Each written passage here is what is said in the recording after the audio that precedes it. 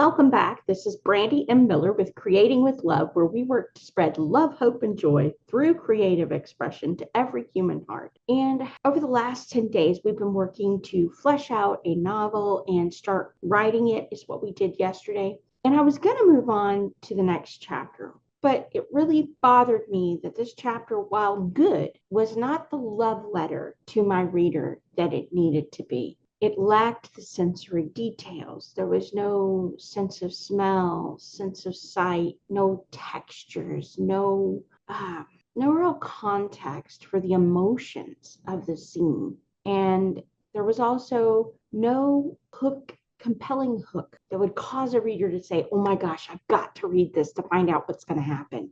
And there was no intrigue that would cause them to read that next chapter.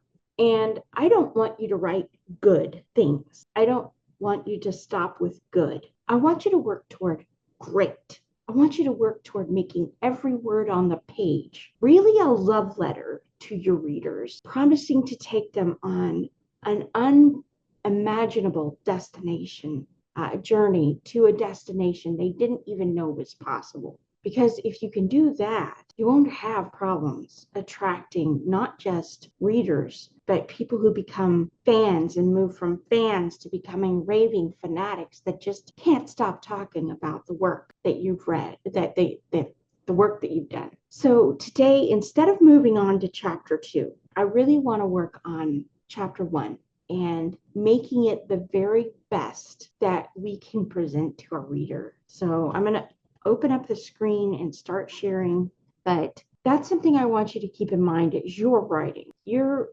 writing should be a love letter to your readers, inviting them to go on this journey with you to a place they didn't even know was possible, but to tap into their deepest desire and really put that out there for them, really make them feel that it's possible and more than what they want is possible, because that's when you're going to stop struggling to get the readers, and you're going to have them in your palm of your hand. So here are things we need to add. A compelling hook that gets readers drawn in and promises to take them on a journey worth the work to get there. Sensory input information allows them to truly step into the scene and feel the emotion of it. An intriguing ending that compels them to read the next chapter. Our goal, make it a love letter to the reader's soul, an invitation to into the heart of their deepest desires. So we say that peace enveloped Constance as Dan pushed open the heavy wooden doors of St. John Paul II University Parish's nave. But what does it mean to feel that peace? What does that mean for the reader? How do we invite them into Connie's peace? What is her heart rate doing, right? These are the questions we need to ask ourselves. Sounds, sights, smells, tastes, textures, heart rate. And what does it feel on her skin, right? I mean, these things are what are going to bring them into the scene. And we want to open with something compelling, a promise to the reader that's so inviting they can't say no. That the right reader, anyway, can't say no. Maybe not every reader will pick it up and want to read more, but the right ones, this will be a promise to them that they can have what Connie has. This takes a little thinking. So I apologize. This may not be the most compelling episode yet, and I apologize for that. Sometimes writing does take a little more thinking, processing. You have to kind of put yourself in the moment and imagine that whenever you felt that overwhelming sense of peace,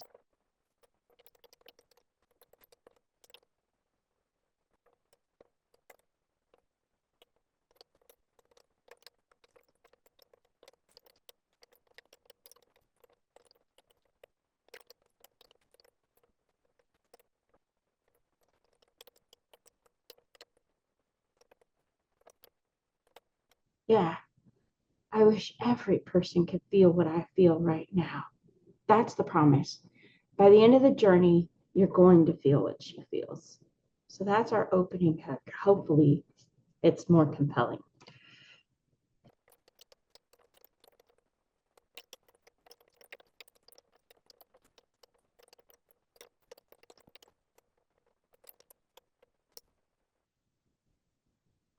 The lingering fragrance of incense from the Mass.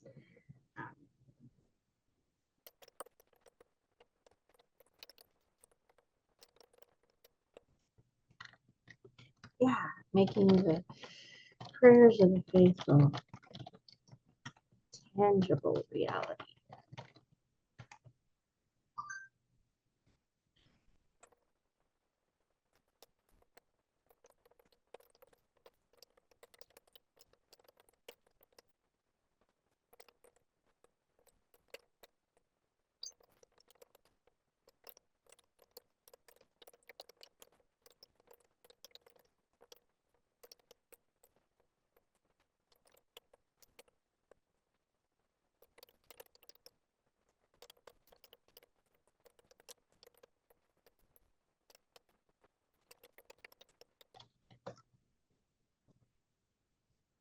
Yeah, so we already get a sense that she's a little bit reserved. So I wish every person could feel what I feel right now, Constance Finnegan thought as she headed toward the narthex. Her skin tingled with the cool and yet comforting sensation that she'd come to recognize as the presence of the Holy Spirit. The lingering fragrance of incense from the Mass filled her nostrils, making the prayers of the faithful a tangible reality. The sense of unity with others made every step feel lighter, and her heart swelled with love for all those around her. She resisted the sudden temptation to envelope her niece and her sister with a shower of affection. There would be time for that later when it wouldn't be such a public spectacle.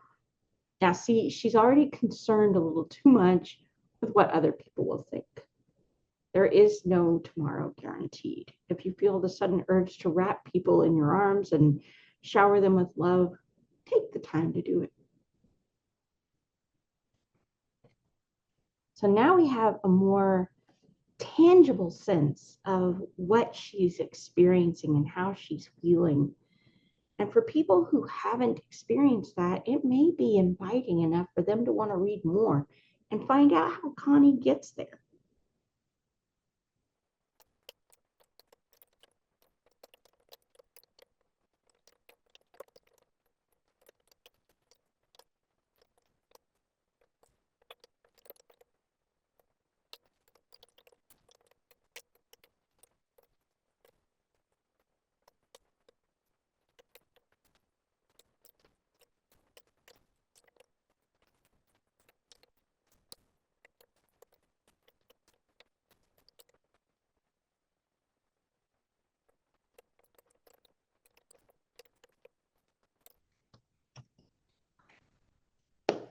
Such a gentleman, Tess said with approval as she, Connie, and her daughter Lucy entered the small gathering space outside the nave amidst a crowd of other parishioners also leaving after Mass.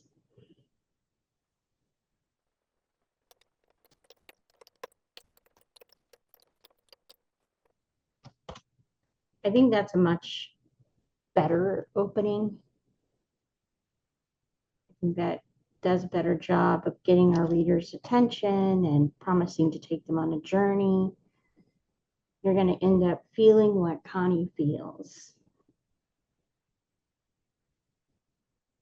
Actually, I need to have that.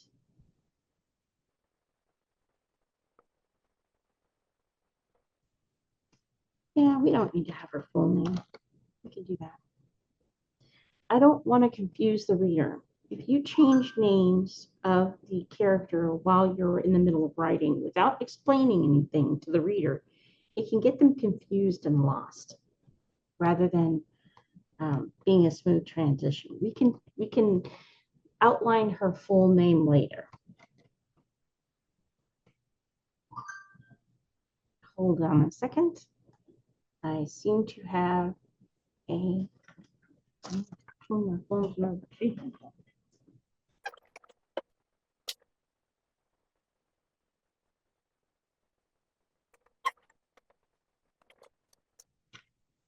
Okay. And the reason I put this in here, I want to make it clear that Dan is a gentleman.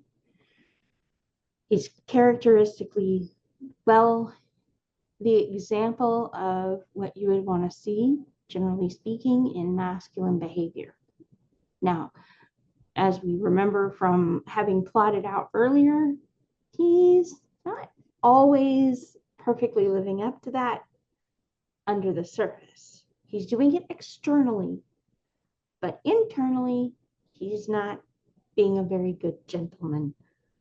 And as is often the case, sometimes our external behavior does not match our internal process.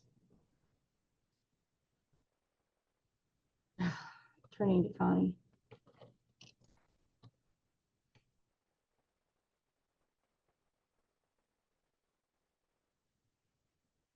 Now, this statement is specifically geared toward pointing out or hinting early that I loved his point about gratitude being the fuel that keeps the fires of love burning. This is a specific point that I chose to make because I want to emphasize to readers that the trouble that Tess and Dan's marriage is experiencing largely can be traced back to a lack of gratitude between the two of them. They both started to take each other for granted. It's something that commonly happens in long-standing marriages, that at some point in time you take each other for granted and you start assuming that you know each other. And the reality is you may not know each other nearly as well as you think you do. Every day you guys are changing. And that's something that we'll explore later. But this is a hint about something that's coming ahead. That's how you work in things like foreshadowing. Knowing where you're going helps you do that.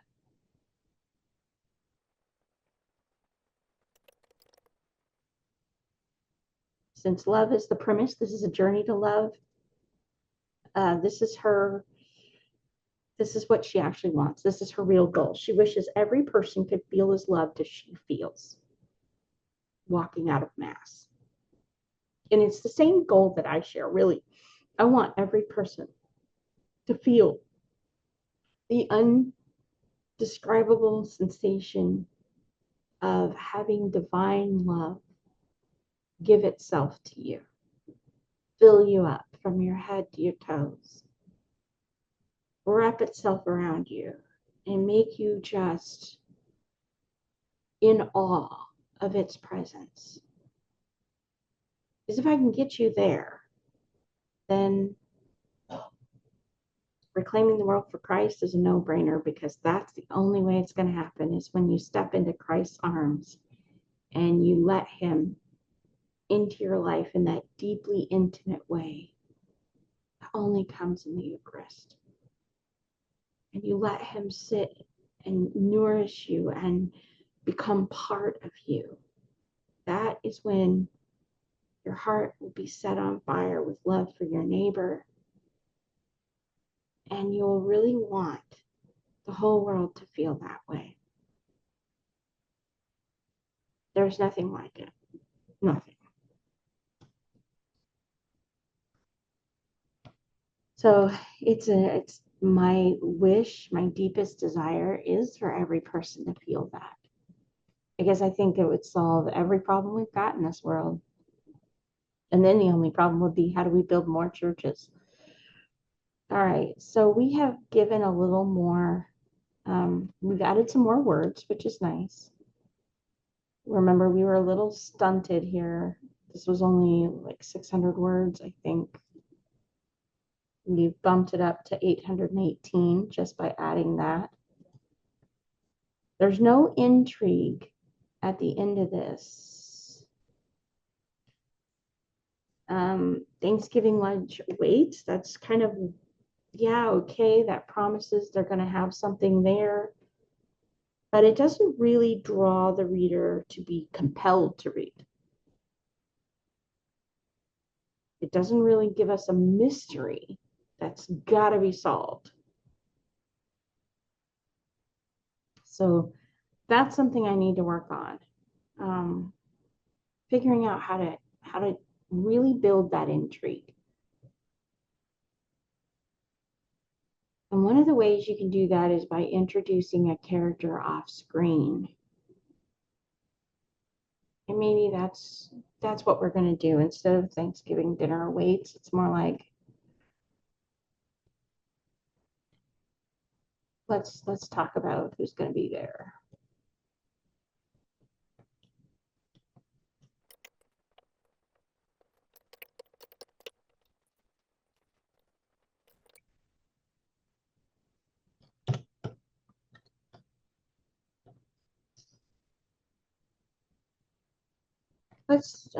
Yeah, maybe that's exactly what we do.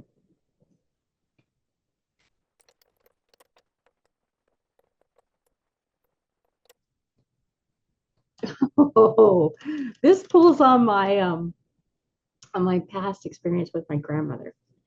My grandmother was notoriously late for every event. In fact, we joked that she was going to be late for her funeral, and she was. It's kind of how I know she must have made it to heaven. She was an hour and a half late for her own funeral. They'd gotten caught in some traffic. It was hilarious. Um,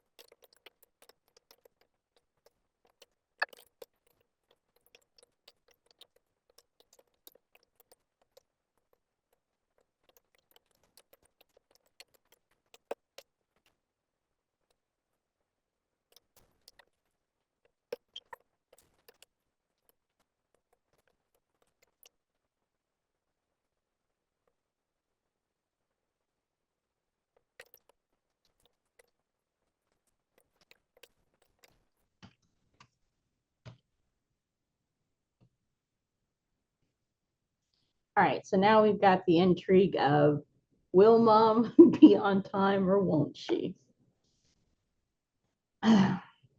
So, all right, that adds a little bit of intrigue. It might get them reading the next piece because they're going to be meeting somebody new. So, uh, let's see. Gives us an intriguing ending. We've added some sensory input. Let's see. We can add a little more. We've got plenty of room in this chapter to add more. Yeah, we're almost 1,000 words. I'd really like for each chapter to be no less than 1,500 words. Because if we do that,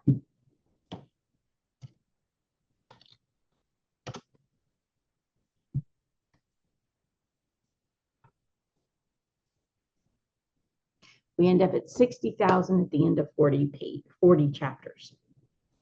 So that's our target is 1,500 words per chapter, 40 chapters. And we'll see what we can do to kind of like add a little more meat to these bones.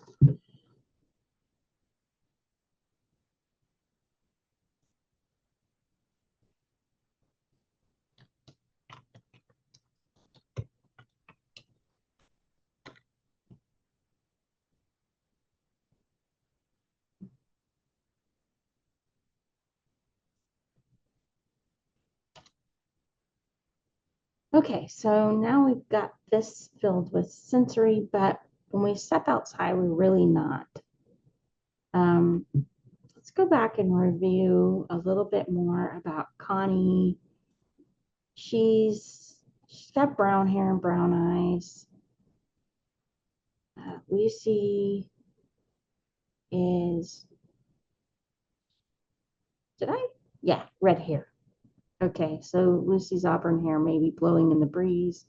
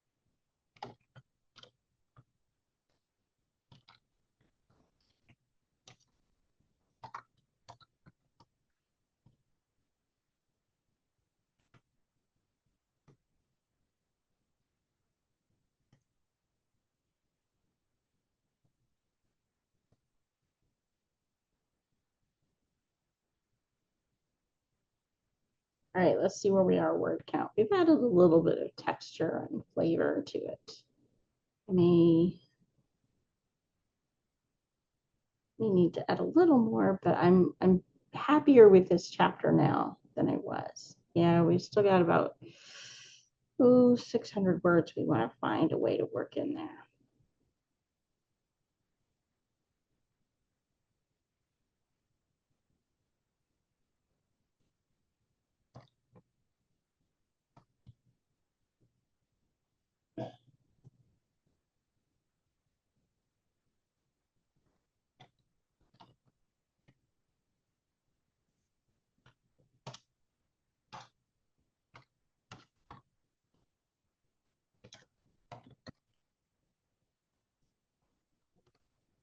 Morning, baby.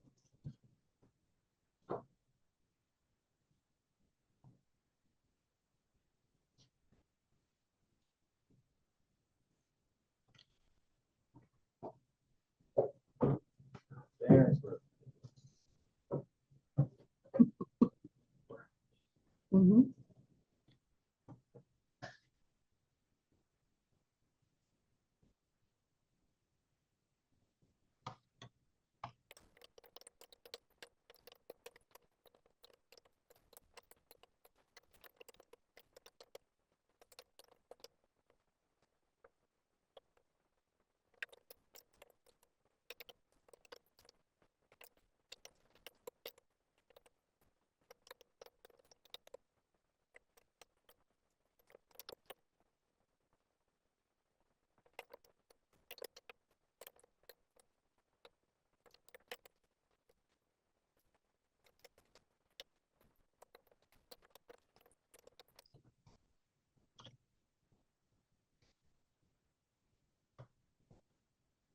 Well, let's see.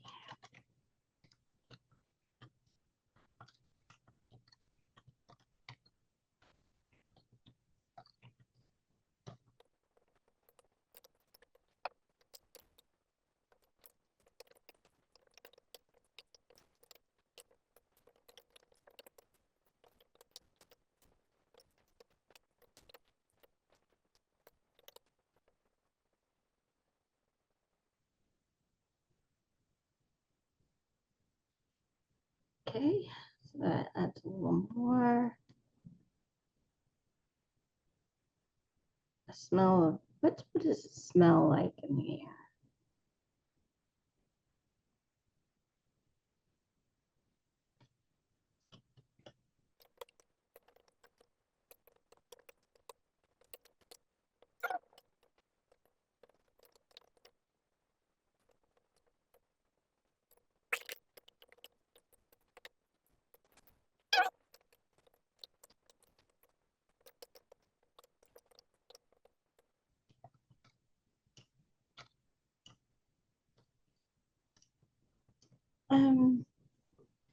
Need to find a better way to phrase this because I think she's going to compare the sense of Chicago to Texas. So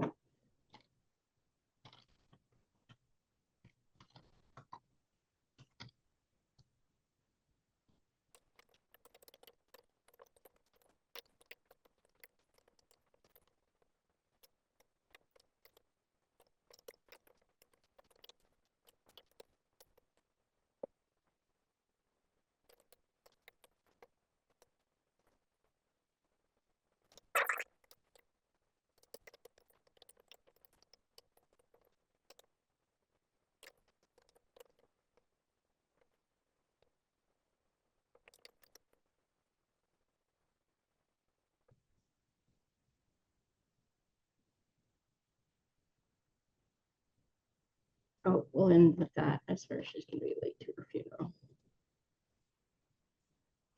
Let's make sure we've got more. Yeah, we're at 1,078, so we need to have a little more to it.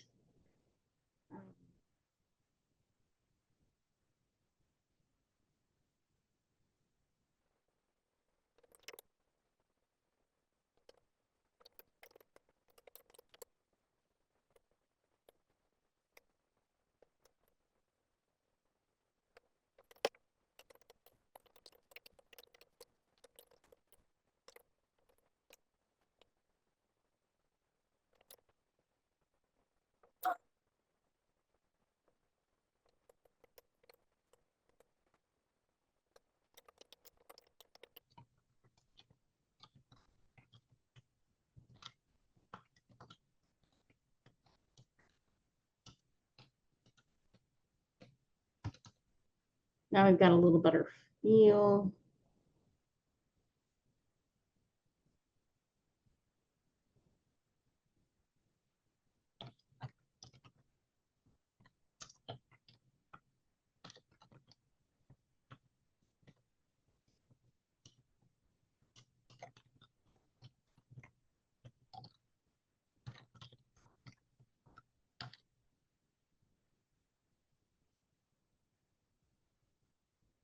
For who they are and what they look like.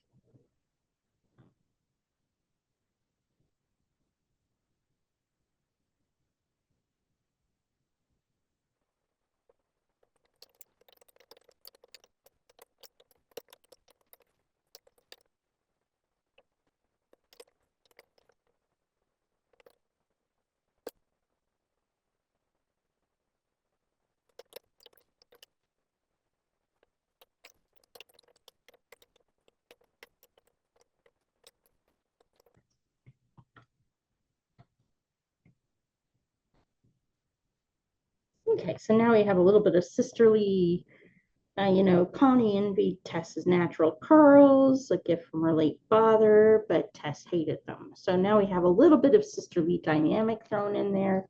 Just brings the characters a little more to life. And it gives us a little more, or a few more words. Yep, so we've got to add about 350 more and we'll be done with this chapter. It's taken us, well, it probably wouldn't have taken us so long if I hadn't stopped to talk to you about a few things before we even began. But this has taken a little bit of time.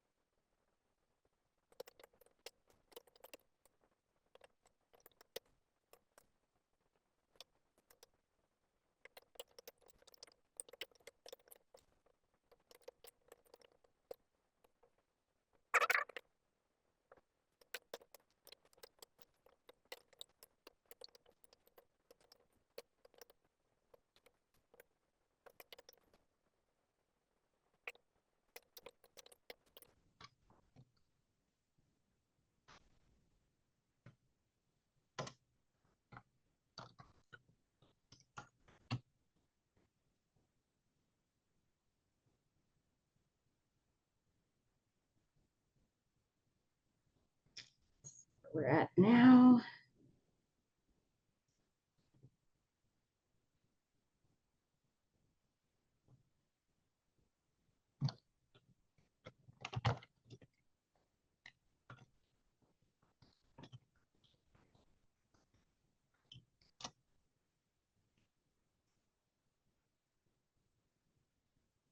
All right. We're almost an hour into this. Have we added enough words for this to be a solid chapter?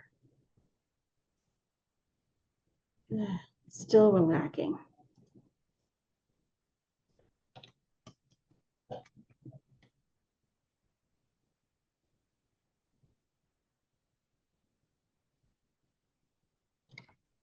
I'm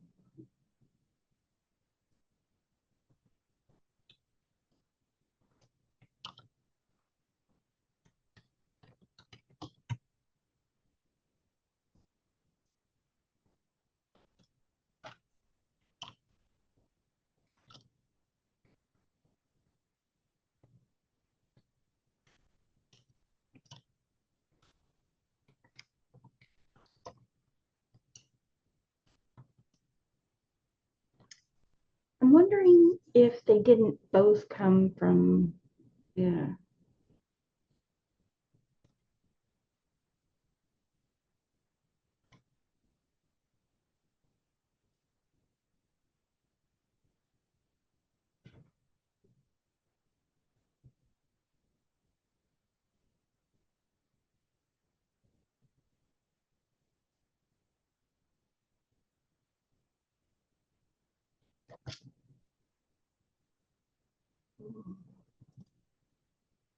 All right, well, we've added quite a bit to it. This is how you go back through and edit a chapter. You really are looking at what needs to be added to make this more robust and rich.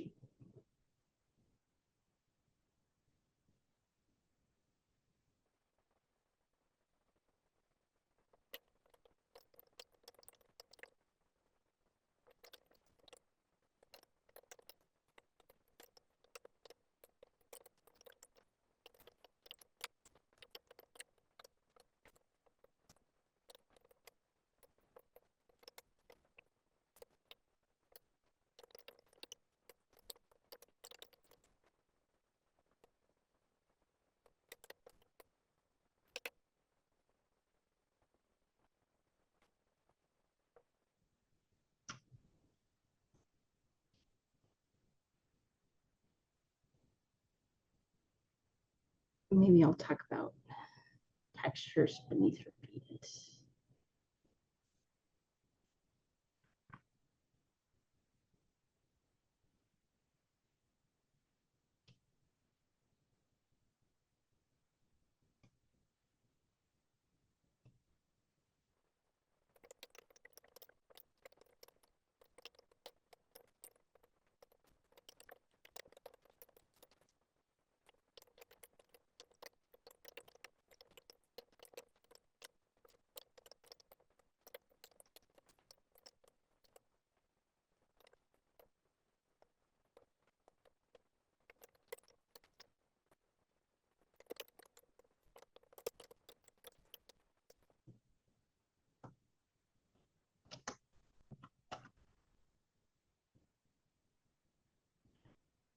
Just little details, little touches here and there. No, I don't want the thing for the whole document because I know there's a lot more than I need for this chapter in this entire document. But oops, there we go.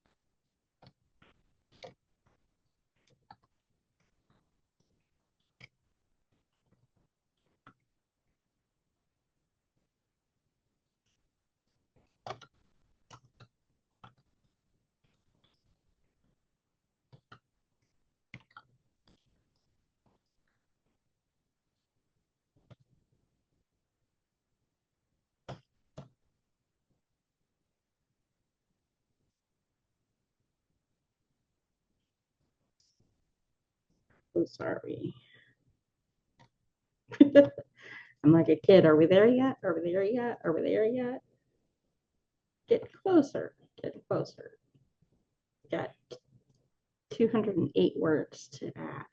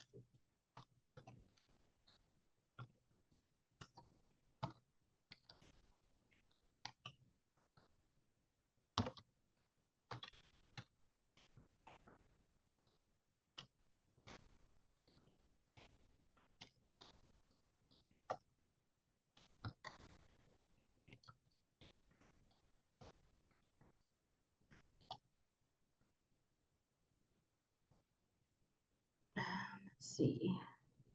Yeah, she's 39. I just want to make sure we kept that.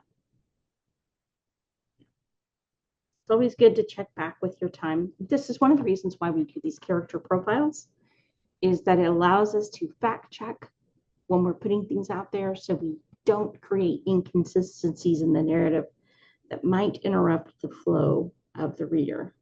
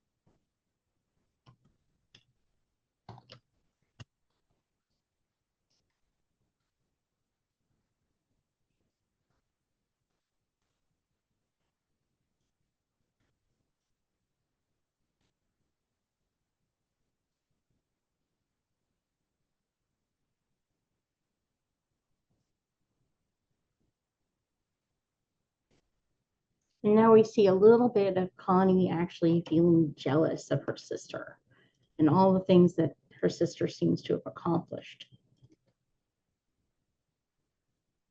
But I think this is actually where we're going to start to introduce a little bit of sibling rivalry, that Connie has been the golden child, has been the one that Tess has been held up to. Or no, yeah. No, Connie's not the golden child. Tess has been. And that Connie's been held up to Tess as an example of what she should be her whole life. And whether that's deliberate by her mother or just incidental to a younger sister really wanting to be like her sister is a good question.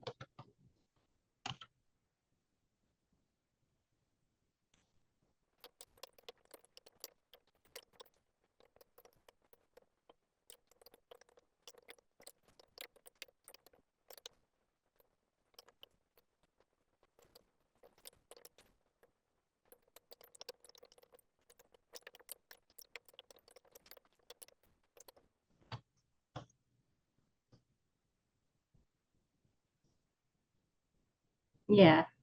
And let's show that Connie really does kind of envy the lifestyle they're living, but she doesn't realize all that's going on behind the scenes.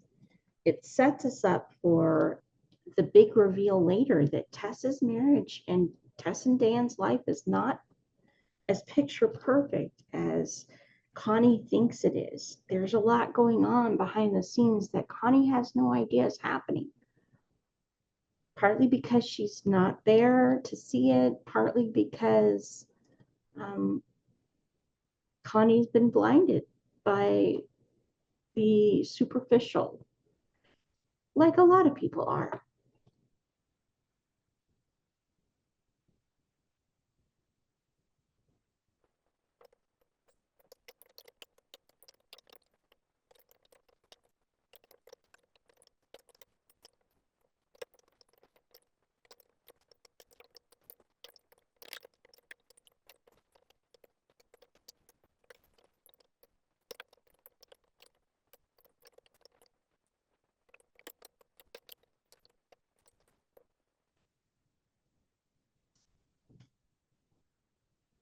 Yeah, so a lot of teachers feel that way. They love their job. They love the kids they take care of. They are passionate about passing on an education to a new generation. They just wish that there were a way to take their dream job and also experience the financial benefits that other jobs experience. Considering the work that they're doing for society, they should be rewarded financially as well as emotionally, but they're not. But something interesting I was reading today was love requires sacrifice. In fact, that's the surest sign it is true love is the willingness to sacrifice to obtain it or to for the other person's benefit. What you're willing to sacrifice says everything about how you really feel. And her willingness to sacrifice the hopes of prosperity, the hopes of financial security in order to continue at a job that she knows is never going to provide the financial means that her sister's job does, is the sign of how much she loves those kids and loves her job. So, all right, let's get back to our regularly scheduled program of fleshing out this chapter.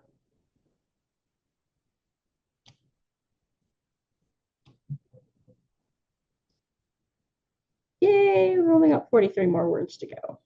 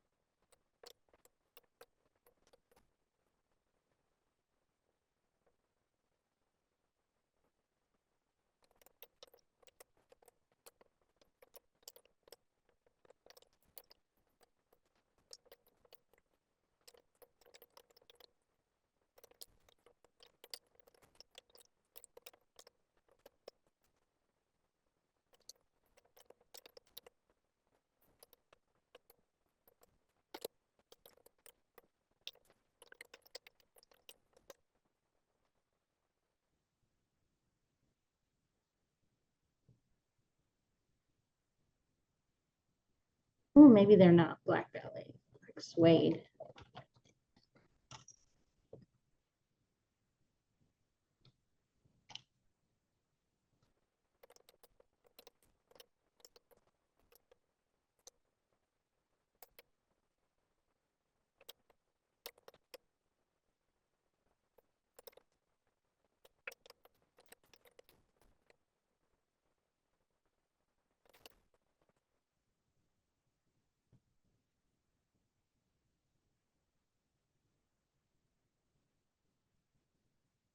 added a lot of emotional context to the story. There's clearly an undercurrent of envy, of sibling rivalry going on.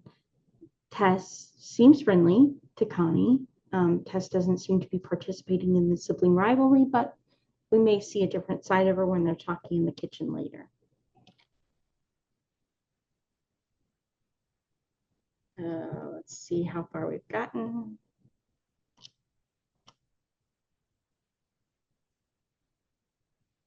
Seven words.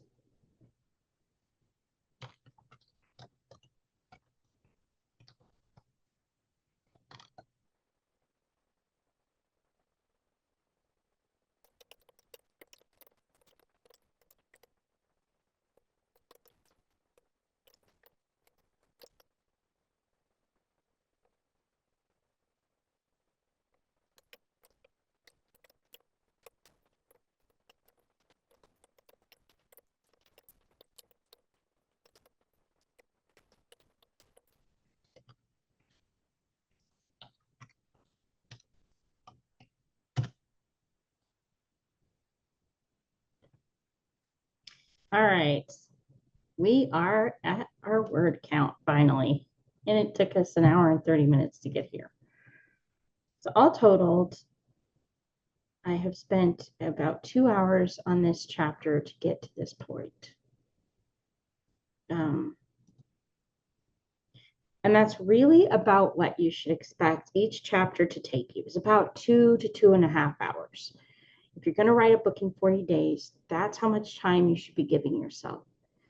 The rough draft, that 600 word starter, is where things begin. It gets your ideas out on the page, it lets you develop them and flesh them out. But then go back and add the depth. Put in the richness, put in the intrigue, put in the sensory stuff. Add the emotional context, give the family more dynamic. Really bring the characters to life. And by the time you're done, you'll have something you're proud of. Now, if you have enjoyed watching this, I appreciate a like to the video. If you've enjoyed the series, please subscribe to the channel. It encourages me to create more things like this. If you have comments about what we've done here today, or questions, or just want to share your own work, please feel free to leave a comment below. And if you know somebody who's writing and you think this could help them, please consider sharing. Thank you for watching and have a blessed day.